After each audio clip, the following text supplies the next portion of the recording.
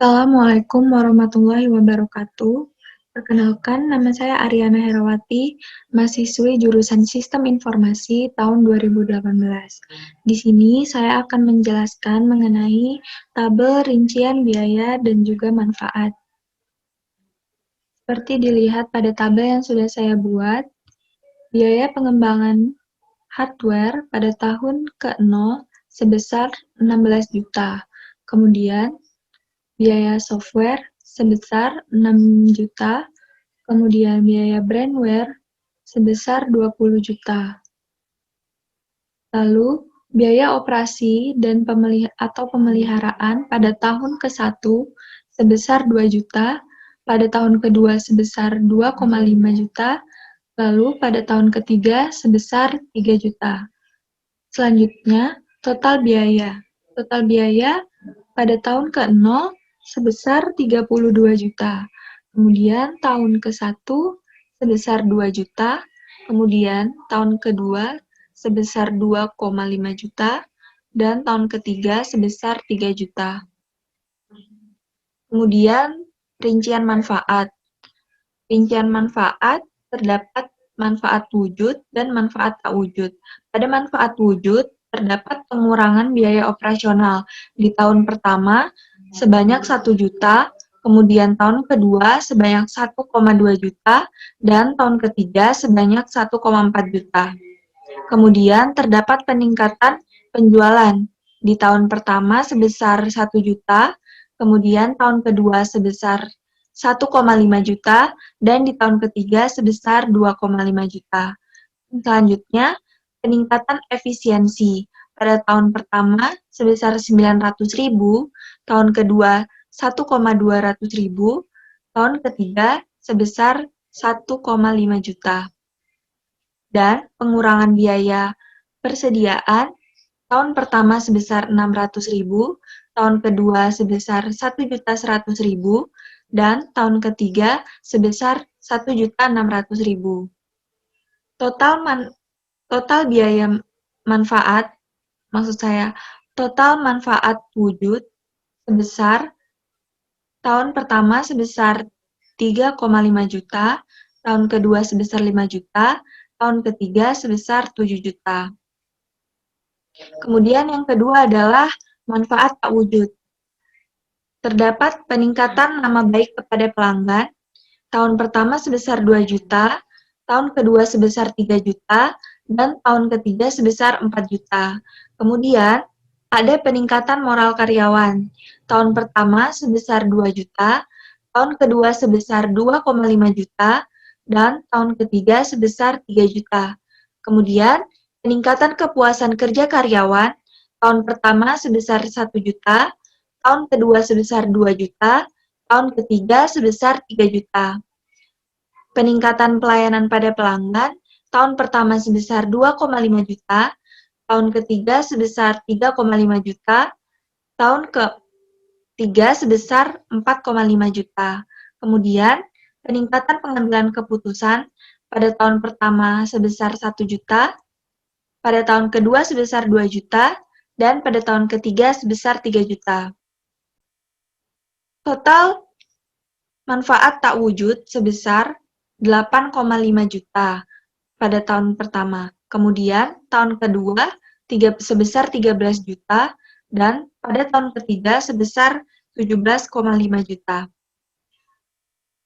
Total manfaat menjadi 12 juta pada tahun pertama, 18 juta pada tahun kedua, dan pada tahun ketiga sebesar 24.500.000. Prosit atau selisih total manfaat dan total biaya pada tahun pertama sebesar 10 juta, pada tahun kedua sebesar 15,5 juta, dan pada tahun ketiga sebesar 21,5 juta. Yang selanjutnya adalah analisis. Terdapat 4 analisis. Yang pertama, analisis payback period. Yang kedua, analisis return on investment. Yang ketiga, analisa net present value atau NPV. Dan yang keempat, metode tingkat pengembalian internal. Yang pertama adalah analisis payback period. Perhitungan analisis payback period adalah sebagai berikut. Total biaya pengadaan sistem pada tahun ke-0 dikurang dengan profit pada tahun pertama, maka menghasilkan sisa biaya sistem pada tahun pertama, di mana sisa biaya sistem pada tahun pertama sebesar 22 juta. Kemudian, untuk mencari sisa biaya sistem pada tahun kedua, sisa biaya sistem pada tahun pertama sebesar 22 juta tadi dikurang dengan profit pada tahun kedua sebesar 15 juta, 15 juta 500 ribu. Hasilnya adalah 6 juta 500 ribu.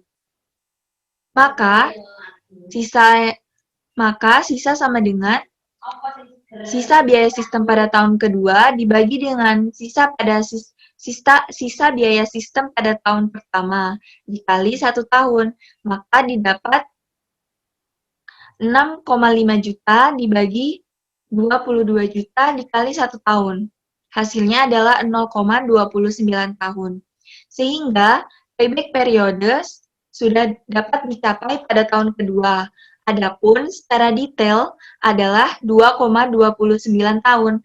Dari fakta tadi dapat disimpulkan bahwasanya yang ditanamkan pada rancangan sistem ini akan mencapai titik impas atau break-even point pada waktu 2,29 tahun, yang berarti bahwa pada tahun ketiga perusahaan mulai dapat mengambil keuntungannya dari sistem tersebut. Yang kedua adalah analisis return on investment atau ROI. Dengan metode ini, maka presentase manfaat yang dihasilkan oleh sistem tersebut dapat dibandingkan dengan biaya yang dikeluarkan untuk pengendalian sistem.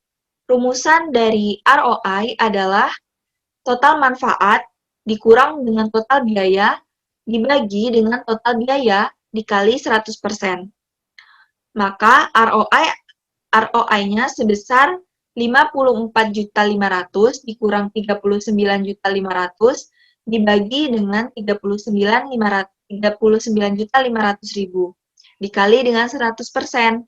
Maka ROI sebesar 37,97%.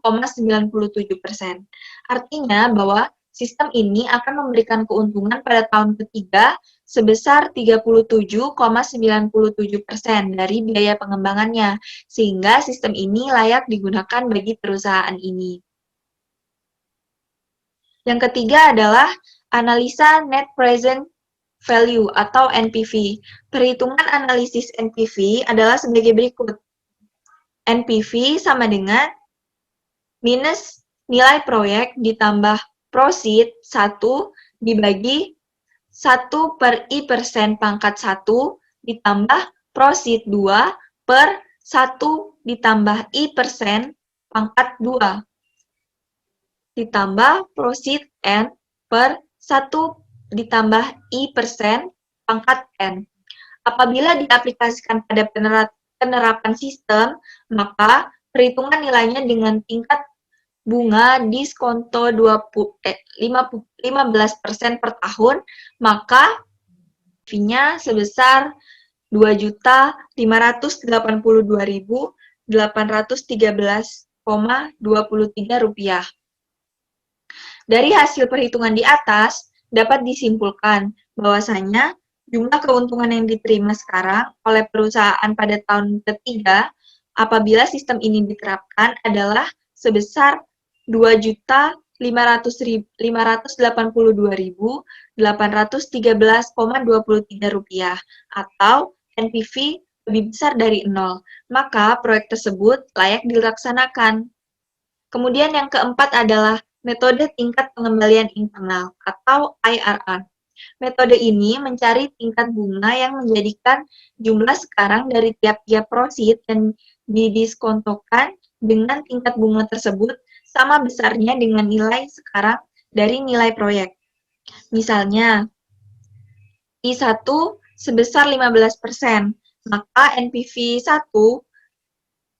NPV1-nya sebesar 2.582.813,23.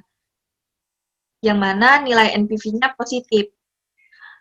Kemudian jika I2-nya sebesar 20%, maka NPV 2-nya sebesar minus 402.777,79, di mana nilai NPV-nya adalah negatif. Kemudian kita masukkan ke dalam rumus IRR, di mana rumusnya adalah 15% ditambah 20% dikurang 15%, di mana 20 merupakan I2, dikurang dengan I1-nya sebesar 15%, dikali dengan NPV pertama, dibagi NPV pertama dikurang NPV kedua. Maka perhitungannya seperti ini, dan hasilnya adalah IRR-nya sebesar 19,32%. Artinya, proyek ini akan menghasilkan keuntungan dengan tingkat bunga 19,32% per tahun. Apabila tingkat bunga pengembalian atau rate of return yang diinginkan 15% per tahun, maka IRR ini lebih besar dari 15%. Dengan kata lain, proyek ini dapat diterima. Sekian penjelasan dari saya mengenai rincian biaya dan manfaat. Saya akhiri. Wassalamualaikum warahmatullahi wabarakatuh.